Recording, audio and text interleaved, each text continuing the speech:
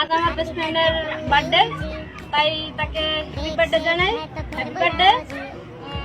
সে আমার থেকে ছোট কিছু চাইছিল, কিন্তু আমার আশা ছিল অনেক বড়। তাই এখন হয়তো আমার সামর্থ্য নাই, তাই অত বড় কিছু দিতে পারি নাই। তাই আমার তরফ থেকে ছোট একটু কিছু, যদি খুশি হয় তাহলে আমি খুশি হব, আর যদি খুশি না হয় তাও আমি খুশি হব। তাই কোনো প্রবলেম নাই।